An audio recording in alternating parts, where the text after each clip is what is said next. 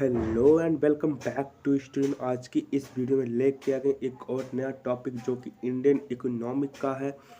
इस टॉपिक का नाम है rural credit structure of India.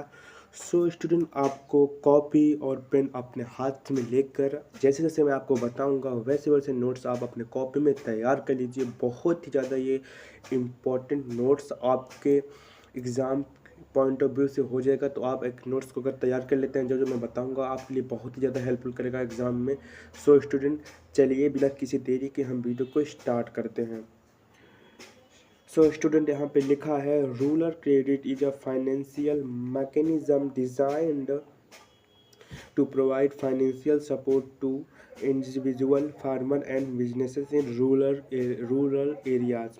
जो रूरल क्रेडिट का जो फाइनेंशियल मैकेनिज्म है इस तरह डिजाइन किया गया है जिससे ये प्रोवाइड कर सके फाइनेंशियल सपोर्ट ग्रामीण क्षेत्र के पर्सन व्यक्तियों के लिए और किसानों के लिए और वहाँ के बिजनेसों के लिए फाइनेंशियल सपोर्ट प्रदान कर सकें। जी हाँ स्टूडेंट। उसके बाद नेक्स्ट है this type of credit is essential for posturing agriculture development promoting rural entrepreneur and improving the overall economic wellbeing of rural communities. इस प्रकार के जो क्रेडिट हैं कृषि विकास को बढ़ावा देते हैं, ग्रामीण क्षेत्रों को मतलब ग्रामीण क्षेत्रों के विकास के लिए बढ़ावा देते हैं और वहाँ के जो और ये प्रमोट करते हैं, एंटरप्रेन्योरशिप को प्रमोट करते हैं और इम्प्रूव करते हैं ओवरऑल इकोनॉमिक कंडीशन को रूरल इन कम्युनिटीज़ में। जी हाँ स्टूडेंट। उसके बाद नेक्स्ट आ जाता है सोर्सेस ऑफ रूरल क्रेडिट। तो फर्स्ट सोर्सेस क्या है? Land development banks.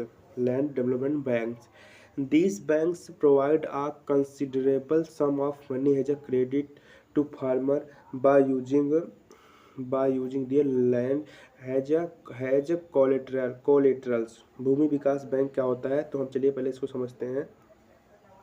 भूमि विकास बैंक यह बैंक किसानों को ऋण के रूप में काफी धनराशि प्रदान करते हैं, अपनी भूमि को संपार्श्विक के रूप में उपयोग करते हैं। मतलब एक कोलेटरल के रूप में इसको उपयोग किया जाता है। This low interest loan has repayment tenure ranking between 15 and 20 year. इससे कम ब्याज वाले ऋण को पुनः भुगतान होता है। इसका कार्यकाल 15 से 20 वर्ष के बीच में होता है। Farmers are free to avail this loan to bear the cost of land development work including the creation of wells and other irrigation related facilities. किसान या जो क्रेडिट लेने के लिए स्वतंत्र है कुएं के निर्माण सहित भूमि विकास कार्य की लागत वहन करना सिंचाई संबंधी अन्य सुविधाएं का भी लाभ ले सकते हैं इससे अगर ये लोन ले लेंगे उसके द्वारा ये सब चीज़ें अपना ये डेवलपमेंट और विकास कर सकते हैं फार्मर।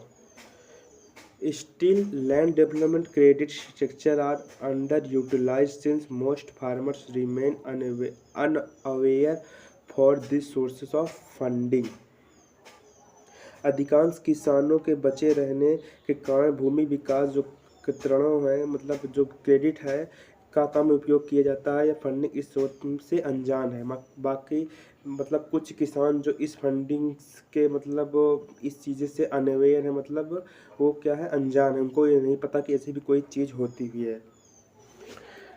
सो स्टूडेंट, नेक्स्ट है second cooperative credit society. One of the most economical sources of funding for farmers, cooperative credit facilitates credit to small and medium scale farmers.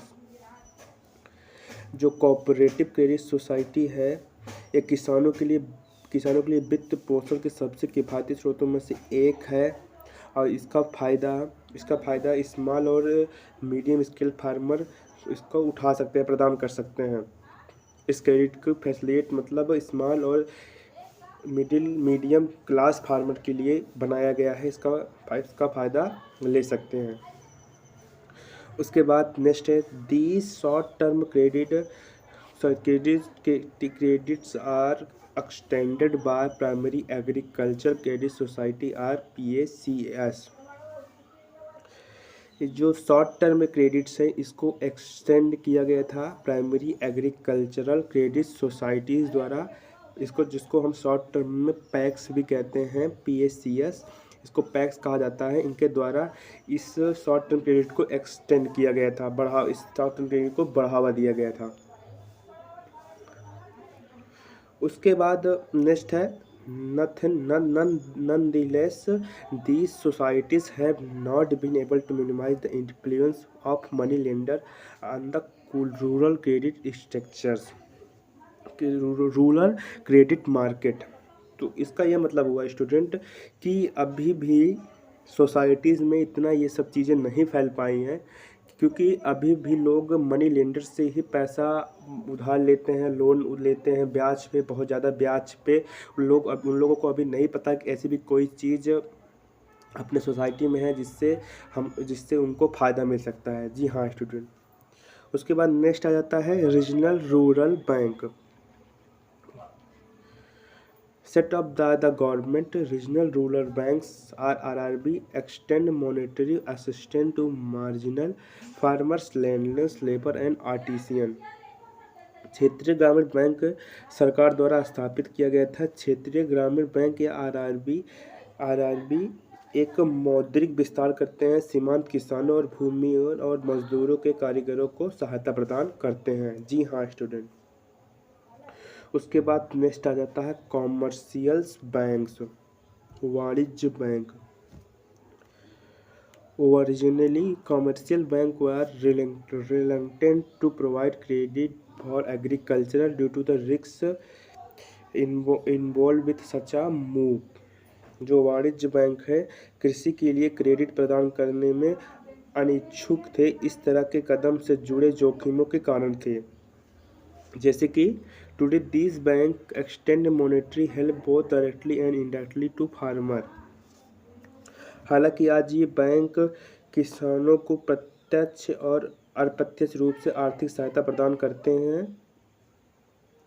Direct investment in agriculture refer to short and medium term loan to simplify farming activities. प्रत्यक्ष सरल शब्दों में कहें तो कृषि में निवेश का तात्पर्य लघु एवं मध्यम अवधि के ऋण से है और खेती की गतिविधियों से भी है।